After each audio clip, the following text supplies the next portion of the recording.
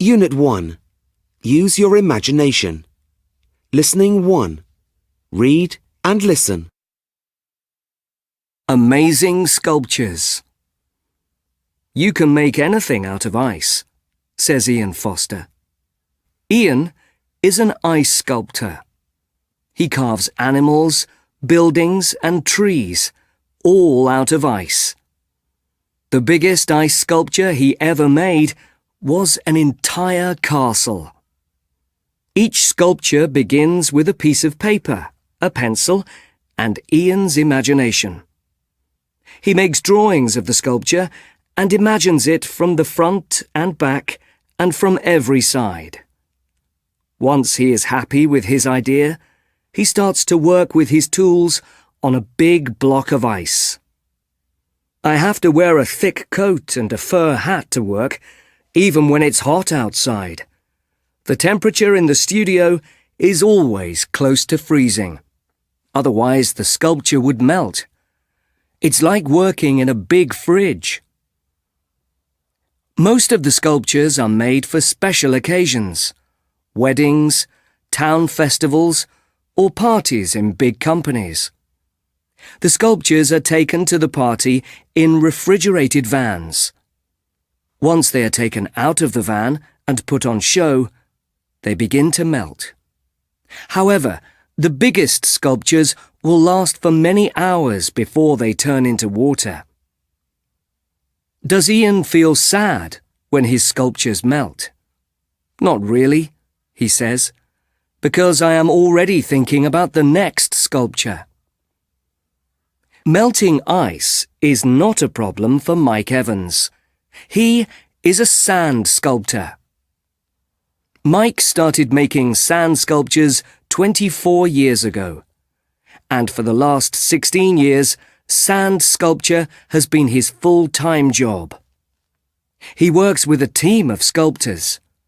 They travel all over the world to make sand art for festivals, shows, museums, zoos, shopping centres, and big companies. The team has made hundreds of sculptures, from small statues to a huge palace for 100 people to have dinner inside. They never make the same sculpture twice. The team has won lots of prizes for their art. They also teach people how to make sand sculptures. 1. To make a sand sculpture, you need a wooden frame. First, fill the frame with sand. Then use water to wet the sand. Press the sand down into the frame until the sand is hard. 2. Then remove the frame and start to carve the sand sculpture. Start at the top of the sculpture. You can use gardening tools, a stick, and an ordinary knife to carve the sand. Unit 2. Working with animals. Listening 2. Read and listen. Sarah Turner, shark trainer. Sarah Turner has an unusual job. She trains sharks at the Sea Life Centre. We asked Sarah a few questions to find out more about her job. Why did you become a shark trainer? I've always loved sharks. They're amazing creatures and they're very clever. Lots of people are scared of them, of course. I want to learn more about them so that I can teach people not to be scared. What do you do at work? I usually feed, study and train the sharks here at the Sea Life Centre. The sharks live in huge tanks. I also study sharks in their natural habitat. You need to be brave to dive with a video camera to film the sharks in the sea. How do you train the sharks at the Sea Life Centre? We teach them to touch a special button to get food. There is a different button for every species of shark here. Every button is a different colour and has a different pattern on it. The sharks learn to recognise their button and press it with their noses when they are hungry. We move the buttons around the tank so that the sharks learn to follow them. What does this teach us about sharks? Many things. It tells us that sharks can understand and remember. They understand that one button means food, although it doesn't look like food. And when we put the button in a different place, they still remember it. Why do you train the sharks? Sharks usually stay in groups. We want to teach the sharks to come to special places so that we can study them and check their health. We start by teaching them to come to different places to get food. We have to teach them one thing at a time. Sharks get scared when you try to do lots of things at once. What other things have you learnt about sharks? I've learnt a lot about their eating habits and routines. I've also learnt that all sharks have different personalities. One of the young sharks here likes to chase the bigger sharks. She also likes to play with her food. I hope my work will teach people that sharks are not monsters. They are often clever, funny creatures. Unit 3. Extreme weather. Listening 3. Read and listen. High and low. The temperature changes all the time. Summer is hotter than winter, and days are usually warmer than nights. If we want to know the correct temperature, we look at a thermometer. Thermometers show us the temperature in degrees. For example, if the temperature is 30 degrees Celsius, it is a nice warm day. However, 40 degrees Celsius is hot and uncomfortable. If the temperature is 5 degrees Celsius, it is a cold day. Water freezes at 0 degrees Celsius, but in very cold places, the temperature falls below 0. Very cold temperatures are measured in negative numbers. For example, -5 degrees Celsius. The hottest place on Earth. On September the 13th, 1922, scientists in El Azazia in Libya recorded a temperature of 57.8 degrees Celsius. This is the hottest temperature ever recorded. El Azazia is near the Sahara Desert. Scientists believe that the temperature in the desert is even hotter than the temperature in El Azazia, but there are no weather stations in the desert to record the temperature. Libya is one of the hottest places in the world because a hot, sandy wind blows across the country in the spring and autumn. The wind can raise the temperature by 20 degrees Celsius in just a couple of hours. Also, there is very little water in the desert, and it hardly ever rains. In some parts of Libya, 10 years can pass without rain. In Uwainat, on the border between Libya and Egypt, the last rain was recorded in 1998. And the coldest place. In 1983, Russian scientists working in Antarctica recorded a temperature of -89 degrees Celsius. This is the coldest temperature ever recorded. Antarctica is colder than the Arctic because the snow surface in Antarctica is higher than in the Arctic. Also, the North Pole is in the middle of the Arctic Ocean. Although most of the sea is frozen, it is not as cold as the South Pole in Antarctica. Under the snow in Antarctica, there is land, not ocean. Land can get colder than a frozen sea, so Antarctica is colder than the Arctic. Antarctica is also the driest continent on Earth. It gets less than 10 centimetres of rain every year. This means that Antarctica is a desert, because a desert is a place where there is less than 25.4 centimetres of rain every year. There is a lot of water in Antarctica, but it is all frozen in huge ice sheets. However, you can still get sunburn in Antarctica because the snow reflects the sun. Unit 4. Unusual houses. Listening 4. Read and listen. All around the world, houses look similar. Doors, windows, a roof.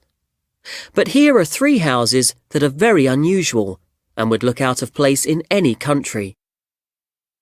Welcome to a home with a difference. In most ways, this is a normal house. It's quite big. There's a living room, a kitchen, a bathroom, and 3 bedrooms. But every week, hundreds of people come to see this house. What's unusual about it? It's upside down. You walk in through a window, and the first room you come to is the attic. When you go upstairs to the bedrooms, there are more surprises. Look up and you'll see beds and wardrobes stuck to the ceiling. Look down and you'll see lights that come up from the floor. At the top of the house, there's a living room and a kitchen. Where's the sofa? Where's the cooker? They're on the ceiling, of course.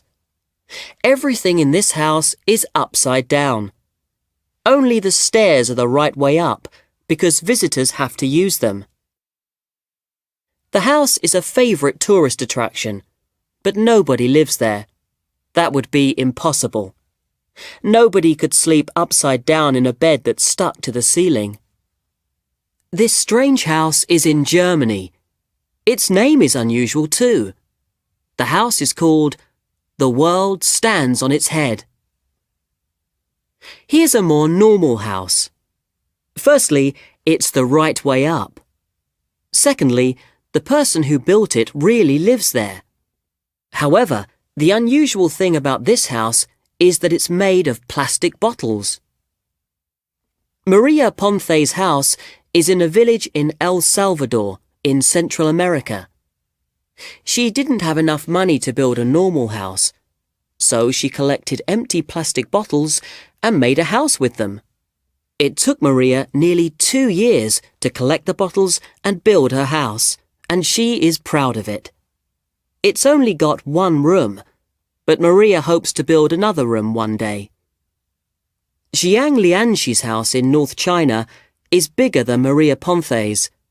However, like Maria, he has used his imagination to make a house that is unlike any other. His house is covered with pieces of beautiful cups and plates, which he collected for more than 20 years. He has also stuck small sculptures onto his house, and pieces of coloured crystal. All these beautiful things have cost Jiang $65 million. Fortunately, Jiang is a rich businessman, so money isn't a problem for him. Unit 5. Life in the future. Listening 5. Read and listen. Our future.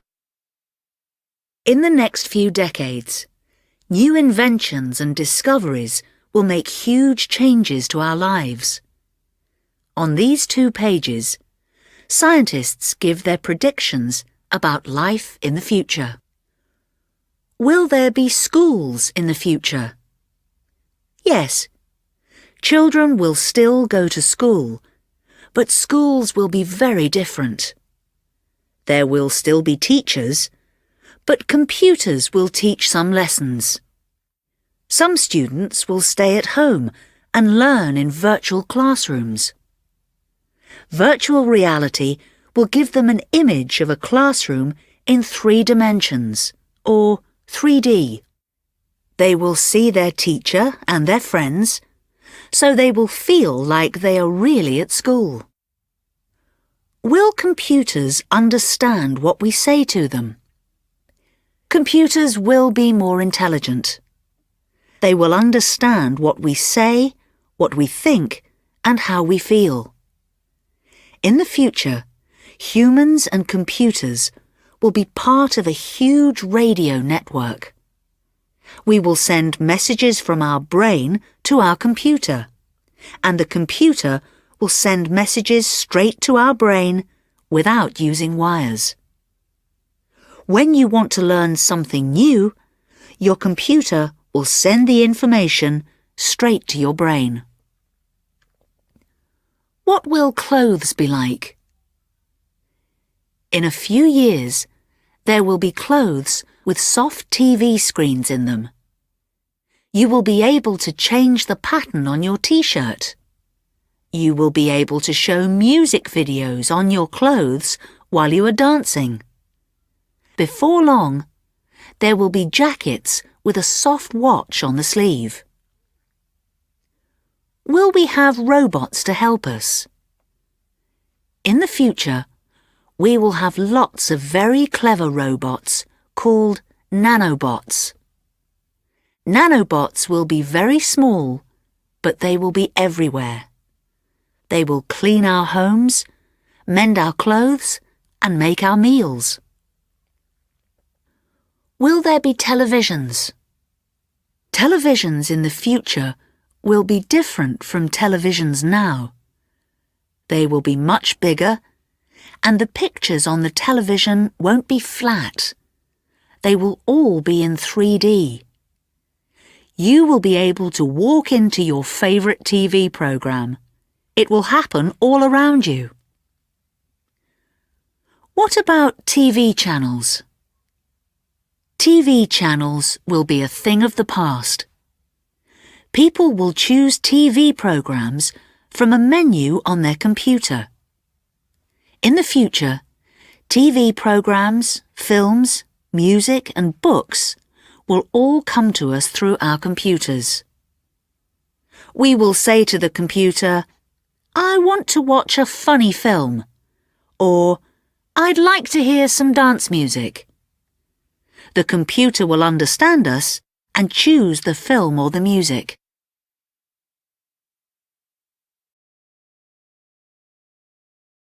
Unit 6. Clever Creatures. Listening 6. Read and listen. Which are the most intelligent animals in the world? It's difficult to say, because different animals have different types of intelligence. For example, dolphins can speak a type of language. Also, some birds remember where they built nests and fly hundreds of miles to go back there. Or what about spiders? They make amazing webs, so maybe spiders are very intelligent too. Now let's meet 3 very clever creatures. Coco the gorilla can talk. She lives in California in the USA, and she can use sign language to talk to people. Her teacher, Penny Patterson, has taught Coco more than 1,000 signs for different objects, actions and feelings. Coco invents new signs when she sees new things. The first time she saw a duck, she used the sign for water and the sign for bird. Penny believes that all gorillas can learn to use sign language because they are a very intelligent species. Crows are intelligent birds. Betty, a crow who lives in England, is especially intelligent. The amazing thing about Betty is that she makes tools to get her food. It's not unusual for crows to use twigs to pull food from holes in trees or in the ground. Betty can do more than that. She can pick up a piece of wire and bend it to make a hook. The hook is better than a straight piece of wire because Betty can use it to get her food more easily. What's more, she didn't make a hook just once, by accident. She has made hooks many times while some scientists were watching her. Betty wasn't just lucky, she learnt and she remembered. Now imagine an elephant that can paint. Sao is a 35-year-old elephant who lives in Thailand. When Sao was young, she worked in the forests. She used to pull up trees so that people could sell the wood. Then, in the 1980s, companies stopped selling wood from the forests because there were not enough trees left. Luckily, Sao has found a new job. She is a painter. She can hold a paintbrush with her trunk and paint beautiful pictures. There are lots of elephant artists like Sao in Thailand. People can visit exhibitions and buy paintings by Sao and other amazing elephants. Sao's keepers are going to use the money from the paintings to help protect elephants.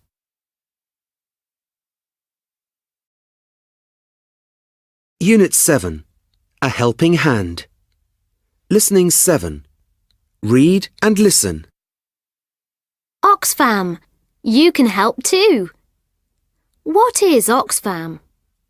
Oxfam is a charity that helps people all over the world. Oxfam started in Oxford in 1942 when a group of people decided to help victims of famine. The group was called the Oxford Committee for Famine Relief, but the name soon became Oxfam. Today, Oxfam works in more than 70 countries around the world to make people's lives better. What does Oxfam do? Oxfam helps people who are poor, hungry, or in trouble. Oxfam sends helpers to different countries to work with local people and try to find solutions to poverty and other problems. Oxfam trains health workers, builds schools, gives food and shelter, and makes sure that people have clean water to drink. Oxfam also helps people in natural disasters, like floods or hurricanes. What can you do? Here are some simple ways you can help. Raise money for Oxfam. There are lots of fun ways to raise money. Why not organise a concert or a sporting event at your school and sell tickets? Or perhaps you could make cakes and sweets and sell them to people. Give an Oxfam gift. Are you looking for a special gift for a friend? When you buy an Oxfam gift, your friend will get a card, and Oxfam will send a gift to a poor country. The gift can be something like a meal, clean water, a tree or a goat. Sometimes a few friends put their money together to buy a big gift, like a water tank, to give clean water to a whole village. Read and learn. It is important to learn about what is happening in the world. Read newspapers and use the internet to learn more about the world we live in. There are lots of ideas for schools on the Oxfam website, with information about disasters, famine, clean water, and environmental subjects. When you know about the problems in the world, you can start to look for solutions.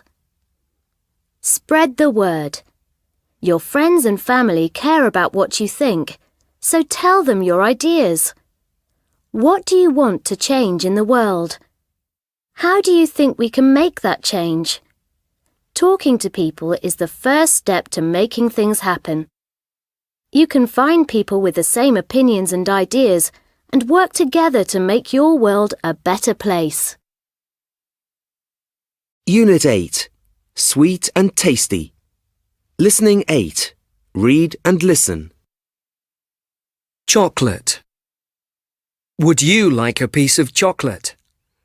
Most of us enjoy a bar of chocolate, or we like the taste of chocolate in cakes or ice cream.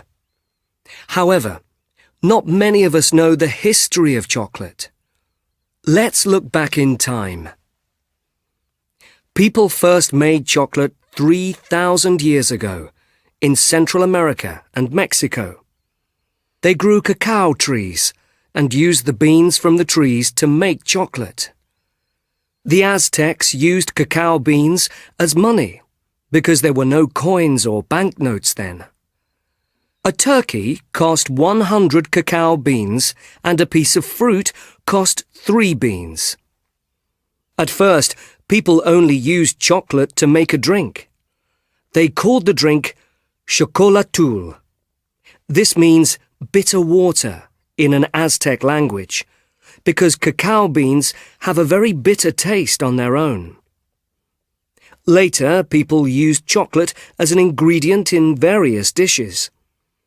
They believed that chocolate was good for you, so they used chocolate to treat some illnesses. They also learnt that chocolate will give you energy if you are tired. During the 16th century, Spanish people travelled to Mexico and were introduced to chocolate. They took chocolate home with them, and soon people in Europe started to use chocolate too. At first, only rich people could enjoy chocolate because it was very expensive. In England, people visited special chocolate shops to drink chocolate drinks. They found out that if you add vanilla and sugar to chocolate, it tastes a lot nicer. In about 1690, a doctor called Hans Sloane made a new drink with chocolate and milk. This drink was sweet and tasty, so it was very popular. Today, chocolate is one of the most popular foods in the world. There are hundreds of different chocolate bars and sweets. We give chocolate as gifts on special occasions. A special treat is chocolate fondue. We heat the chocolate until it melts and then dip fruit into the chocolate. Strawberries are delicious when they are covered in melted chocolate. There are different kinds of chocolate: dark chocolate, milk chocolate, and white chocolate. If you like chocolate, you will be pleased to know that dark chocolate can be healthy. Unlike milk chocolate, dark chocolate does not have a lot of milk and sugar in it. Dark chocolate is good for your heart and helps your blood to move around your body. Eating a small amount of dark chocolate every day can help protect you from some illnesses. Unit 9. Journeys into Space. Listening 9. Read and listen. The history of space exploration. For thousands of years, people have wanted to know more about space. In ancient Babylon, people studied the sun and stars. The ancient Egyptians used the stars to tell the time. In 1609, the Italian scientist Galileo was the first person to study the moon and stars through a telescope. But when did people actually begin to explore space? Space exploration might not have been possible without an ancient Chinese invention: fireworks. The Chinese filled sticks with gunpowder. When they threw the sticks into a fire, the sticks flew into the air and exploded. These were the first rockets. In 1898, Russian scientist Konstantin Tsiolkovsky said that people could use rockets to travel into space. For the next few decades, scientists all over the world worked on rockets. On October 4th, 1957, a Russian team used a rocket to send the first satellite into space. When this trip was successful, they decided to send a dog into space. On November 3rd, 1957, a dog called Laika became the first living creature to travel into space. Sadly, Laika died before the rocket returned to Earth. On August 19th, 1960, Russian scientists sent 2 more dogs, Belka and Strelka, into space on the spacecraft Sputnik 5. This time, the dogs returned to Earth safely. On April 12, 1961, Russian cosmonaut Yuri Gagarin became the first human to go into space. 8 years later, on July 20th, 1969, people all over the world turned on their televisions to see American astronaut Neil Armstrong become the first human to walk on the surface of the moon. Since then, there have been many exciting developments in space exploration. On December 15th, 1970, Venera 7 became the first spacecraft to land on another planet. The Russian spacecraft travelled to Venus and sent information about the planet back to Earth. In 1997, the American spacecraft Pathfinder landed on Mars. A small robot came out of the spacecraft, explored the surface of Mars, and sent some amazing pictures back to Earth. In the future, perhaps astronauts will not be the only people to travel into space. Some companies already offer flights into space for space tourists. At the moment, these flights cost millions of dollars, so only very rich people can afford them. However, space companies hope that more people will be able to have holidays in space in the future. Perhaps you will visit other planets one day and look at Earth from space.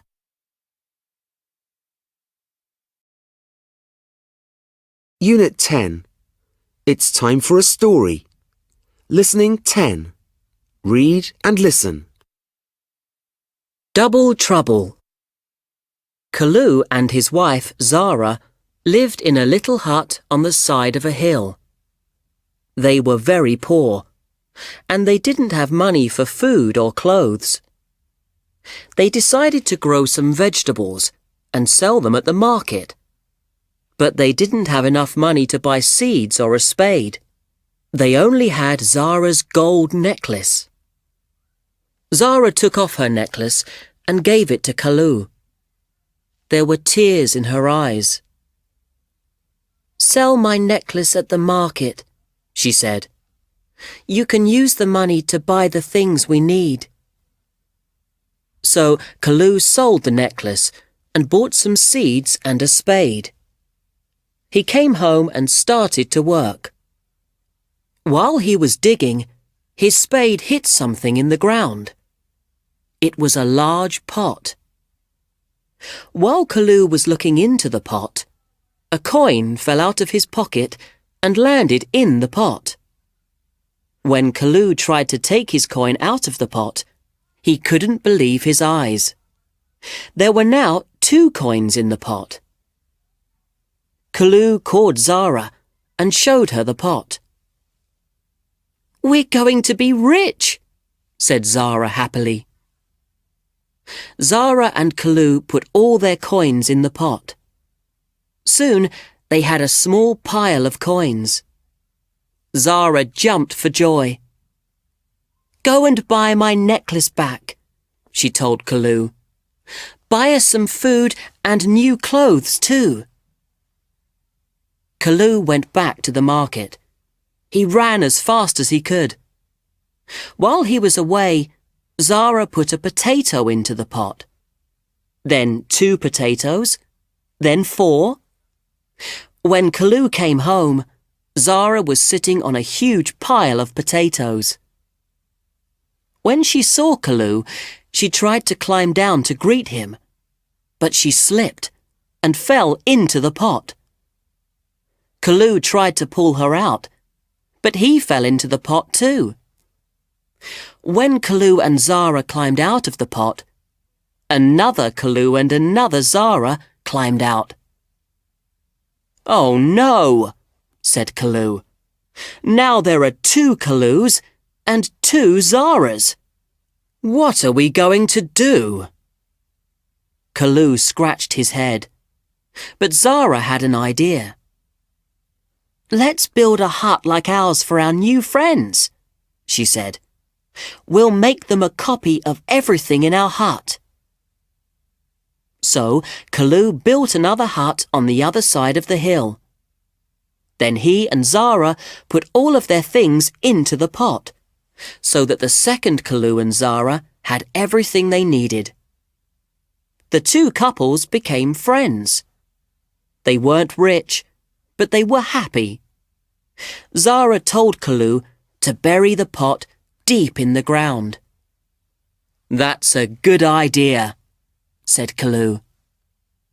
He smiled at Zara, and after that, they were never greedy again. Unit 11. Winners. Listening 11. Read and listen. The Oscars. The Academy Awards, or Oscars, are prizes for talented actors, writers and directors for their work in films. The awards are given every year at a special ceremony in Hollywood. The first Academy Awards ceremony was on May the 16th, 1929, at the Hollywood Roosevelt Hotel. Tickets to the ceremony cost $5, and there were fewer than 250 people in the audience. The ceremony only lasted for 15 minutes, and it was not on television or radio. In 1953, the awards were shown on TV for the first time. Now, the ceremonies on television last for 4 hours, and millions of people around the world watch to see their favourite movie stars receive awards. The audience is made up of hundreds of glamorous actors, but only a few will be winners. Every Academy Award winner is given a golden statue. The statues are called Oscars. They are made of metal and are in the shape of a knight who is standing on a round film can and holding a sword. 50 new Oscar statues are made every year. There are different stories about how the Oscar got its name. Some people say that the director of the Academy gave the statue its name in 1931 because she said that it looked like her cousin Oscar. However, actress Bette Davis said that she called her award Oscar as a joke because her husband's name was Oscar. Nobody knows which story is correct. But in 1939, the Academy named the award the Oscar. Most Oscar winners have been adults, but a few have been children. In the past, the Academy gave out baby Oscars to child actors, which were half the size of the normal statues. Now, child actors compete against adults for Best Actor or Actress awards. In 1993, Anna Paquin won an Oscar for her acting in a film called The Piano. She was 11. The person who has won the most Oscars was Walt Disney, who won 26 altogether for his films. And the film with the most Oscars was Titanic. In 1997, it won 11 Oscars. Today, the Academy Awards ceremony is very popular. We look forward to the ceremony each year, and we want to know who will win. We love to watch talented actors and directors when they win their prizes and say thank you to the audience. And everyone hopes their favourite film will get an Oscar. Unit 12. Remarkable Women. Listening 12. Read and listen. The Real Pocahontas. Most people know the name Pocahontas because a famous cartoon film about her was made in 1995. The film mixes fact and fiction to create an exciting story. The real Pocahontas wasn't like the Pocahontas in the film. However, she was a remarkable woman and she had an amazing life. Pocahontas was born in America in about 1595. Her father, Powhatan, was the chief of many Native American tribes in the area that is now called Virginia. Pocahontas's real name was Matoka, but she was given the nickname Pocahontas because she liked to run and play. Pocahontas means playful little girl in the language of her tribe. In May 1607, Englishmen sailed to Virginia. One of them was John Smith. Some Native Americans saw John Smith. They didn't know if he was a friend or an enemy, so they took him to Chief Powhatan. Smith had to lie down on a big flat rock. The chief's men picked up huge sticks and wanted to kill Smith. Suddenly, Pocahontas ran to Smith and put her head on his. The men could not hit Pocahontas because she was the chief's daughter. Pocahontas helped Smith to stand up. Chief Powhatan said that he and Smith were now friends because Pocahontas had saved Smith's life. The English built a fort in Virginia. Pocahontas often visited the fort. She took food and clothes for the English, and they gave her tools for her people. Unfortunately, the Native Americans and the English were not friends for long. They began to fight, and Pocahontas was not allowed to visit the fort so often. In 1613, Pocahontas met an Englishman called John Rolfe. They fell in love and decided to marry. Their marriage helped to bring peace between the English and Chief Powhatan's people. Pocahontas changed her name to Rebecca, and she had a son called Thomas. In 1616, Pocahontas and her family travelled to England. She met the King of England and many other important people. She also met her old friend, John Smith. Pocahontas became famous in England, and people were kind to her. Everyone heard the story of how she saved John Smith's life and helped the English and the Native Americans to become friends. The Rolfe family stayed in England for 7 months. When it was time to return to Virginia, Pocahontas became ill and could not make the long journey back to America. Pocahontas died in England in March 1617. She was only 22 years old.